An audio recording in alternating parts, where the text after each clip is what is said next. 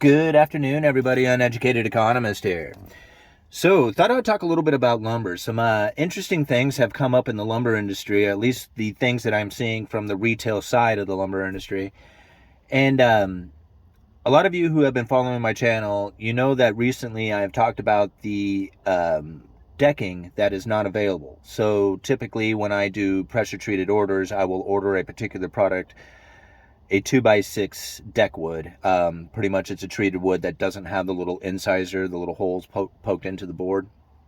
So it's meant for actually deck boards, a little bit higher grade, appearance grade kind of thing. Now, I have been trying to get these things in for the last 3 weeks, and they have been in short supply. I just haven't been able to get them. I've been able to get 8s and 10s, the 8 foot and 10 foot, but not the other lengths, the 12s, 16s, 20s. They just not been available. And so I found that to be quite interesting, as far as that was the first indicator for me when we had a lumber shortage back in 2020, right? When the pandemic kicked in and the summer started rolling in with the stimulus packages and people going out there and building decks and fences and the gazebos and doing all the outside work to make their places a little bit more enjoyable since they were going to be locked down. This pressure treated product was one of the first items to actually come up in short supply at the lumberyard that I work at. Well, here we are experiencing something kind of similar, not necessarily in all the pressure treated because most of it seems to be available, but it's appearing there in that 2x6 decking. Now, something else I found interesting yesterday is that I had called down to the buyer and I said, hey man, I just sold the last of the 2x820s. We need another unit. He said, okay, no problem. I'll get one and I'll get calling on it. Well, it turns out that he was ordering a couple of other units as well. Now, typically you would try and order truckloads to get the best pricing, but occasionally, somebody buys a unit out, you just need to replace that one unit. And so he was doing that, and there was a couple of like 2x6 16s, I believe, were unavailable. And I thought to myself, oh man, here we go again. Now, this is something that we had talked about just about a month ago or so, that we were talking about mill curtailments and how there was quite a few mills up in the British Columbia area who had made the announcement that they were going to be curtailing development. I believe it was Canfor said that they were going to shut down a few mills until the end of the year. So they were definitely trying to tighten up the inventory, and it certainly is starting to happen as the availability is starting to become unavailable. Now, it's only a matter of time that will start to reflect within the futures price. And so right now we have futures trading at around $435 per thousand. That is the low. Like, I cannot imagine it getting much lower than that. However, I did have somebody who does some chart analysis send me an email saying that he's not quite sure why, but the chart that he's drawing is showing lumber going all the way down to 100 per thousand. Now that to me seems like incredibly low. Like, I cannot imagine ever seeing lumber at 100 per thousand. That would just I just can't fathom it, right? But I can see the lumber supply coming in short supply, and then I can see that inventory tightening up to the point that the prices start to elevate, as at least somebody out there is going to be in demand for this lumber. I mean, it's never a time in history that all building stopped altogether. So building has slowed down dramatically. The people are nervous about the future. The investors out there who would typically be buying into, say, futures into the lumber market may not be participating like they once were, trying to figure out what it is that's going to happen. Like I said, the builder sentiment is really down. So all this stuff is weighing on the lumber industry, but seeing that the inventory is tightening up, the shortages that are starting to show themselves, the prices having been down at this level for quite some time, all the mill curtailments taking place, it's just assumed that we're probably going to start seeing prices rise. It just seems to me like that's what's going to end up happening.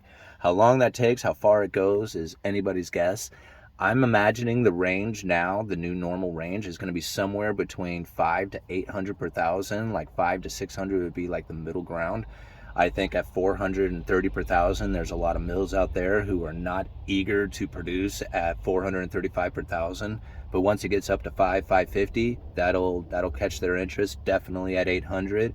At 800 per thousand, they just start going into a lot of production to try and take advantage of that situation, and then they fill up the inventory levels, and it starts to drop again. Again, this is something we've talked about many times: the oversupply, undersupply, oversupply. It happens throughout the rest of the economy. It's going to happen within lumber. It's going to take years to find the equilibrium, but that's what's kind of happening, and you can see more evidence of it right now taking place within the lumber industry. Like I said, the things that are happening within the lumber industry, I feel, is going to take place throughout the rest of the economy. So anyway, that's the lumber update for you. I also want to give a thank you to Gerald for the email. He asked me in an email, he says, I see that you don't read books. How did you get this in knowledge? How did you get the information about the economy? And how did you learn so much about it? And, it's quite an interesting story, considering that I barely graduated high school. I mean, I did graduate high school. I got a high school diploma, but I am not much into sitting in classrooms, learning, doing stuff like that. That was never anything that I was very much interested in. However, during the great financial crisis, I lost my job and my house started to go into a foreclosure. Well, it didn't start to go into foreclosure. I started having trouble making my payments, but I held on for quite some time. But it was during that time, like losing my job, having trouble making my payments, seeing all the stuff that was going on in the great financial crisis, I was like, man, what is going on here? And it was a friend of mine who gave me the book, The Creature from Jekyll Island. Now, it took me a long time, but I did read that book. I read every page of that book, and that really sparked my interest into what the heck is going on, right? So I started like doing a lot of research, trying to follow the Fed, trying to figure out all the stuff that was going on in the economy. Started listening to a lot of people. I have to credit Peter Schiff for a good chunk of the stuff that I was researching back in the day came from Peter Schiff. Definitely a big one. Doug Casey was definitely a big guy, one I was following. Peak Prosperity. If you haven't seen Peak Prosperity and the what did he call it? God, he had this series that I can't remember what it was. It was Peak Prosperity, and there was like a certain series that he did that was really good. And it's showing the peak everything, like peak oil, peak demand, peak all this stuff, and very interesting stuff. I'll see if I can find a link to it. I'll leave it down in the description for you guys. But all these individuals, I would just listen to them on a regular basis as much as I could, trying to take in as much information as I could get from these guys from every direction. And then, like, anytime I would ever hear something that I didn't understand, like if, I don't know, somebody would say something about, like, I don't know, I mean, just for example, like the repo market or something like that, or the repo facility, I would read as much as I could about that particular thing until I understood what it was, right? And then sometimes it would take me days because I would be reading some information about this, and there would be other information within it that I would have to try and understand in order to understand what it was that the whole thing was about to begin with. So that's how I did it. Like, I would literally every single day either be listening to somebody's video on what's going on with the economy, or I was reading articles, or I was reading a Federal Reserve speech. It was the Federal Reserve speeches that I think that really did it for me, because most of those things are so confusing. But if you take the time to read all the notes, read all the stuff that you don't understand, like that's going on inside of it, if you take the time to just try and figure out all the things that are going on inside of that speech until you really understand everything that they're talking about, that's all that stuff is really telling about what's going on as far as the economy goes.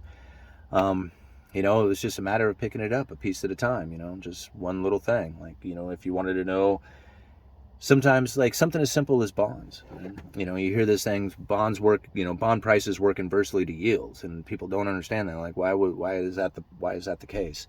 Well, spend the time trying to figure that out. Why they call it a coupon rate? I mean, what's the word coupon? Why is that relevant to a bond? Well, it's because they used to actually have little coupons that you could tear off and go and cash them in, and that was the interest payment that the bond would pay. That's why they call it the coupon payment, And so once you kind of understand this stuff, then it starts making a lot more sense throughout the rest of the things that are happening there, and you can start really like understanding how debt is going to impact the economy, especially the expansion of debt and then the contraction of debt, because it's the contraction of debt that really is painful. The expansion of it is like pouring vodka into the punch bowl. People love it, man. I mean, they're just like partying up saying this is the best stuff ever. But then once the punch is gone, or even worse, you know, you got to pay for more punch or something like that, then it starts getting really painful as people's hangovers start to kick in, right? And that's like the analogy that is best describing debt, is that debt is very much like drugs, in the sense that if you are addicted to debt, it's much like being addicted to drugs, in which that you really can't live without them. And if you do go without them, it's going to be painful and frustrating and hard to deal with, and everything that is difficult with life, you can just associate the two and it seems to be the same. So anyway, that's how I kind of got into it. Again, I never really read any books on the matter. I did read Cantillon's essay on economic theory. So if there was two like big writings that I have actually read on economics, it would be The Creature from Jekyll Island from J. Edward Griffin, and then it would also be Cantillon's essay on economic theory. Both of those I think are just excellent reads. So, but you know, what do I know? I never really read much else. But that's how I did it, you know, and it's a hobby, you know, and that's really what you have to take it down to, is that it's a hobby, it's a passion, it's exciting for me. It's something I think about. So, you know, when other people are thinking about fishing or hunting or football or even fashion or politics or something like that, I'm thinking about economics. And I know a lot of people will argue the idea that politics and economics go hand in hand. I don't think they do.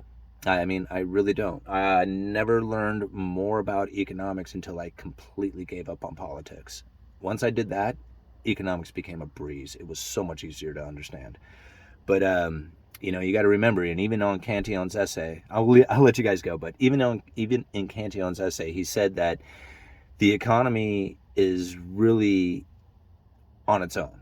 The politicians out there and what they do, they impact or have impact, but they necessarily don't guide where the economy goes. The economy is the reason why the politicians are behaving the way they are. Okay, so you kind of think about that for just a minute. If the economy didn't move in the direction it did, the politicians wouldn't have been able to go into the power that they were given. It's the people's behaviors, it's their freedoms, it's their rights. All that stuff matters.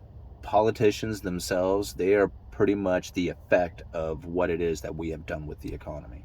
It's something interesting to think about. Okay, I'm going to go back to work. Uneducated economist, you guys let me know.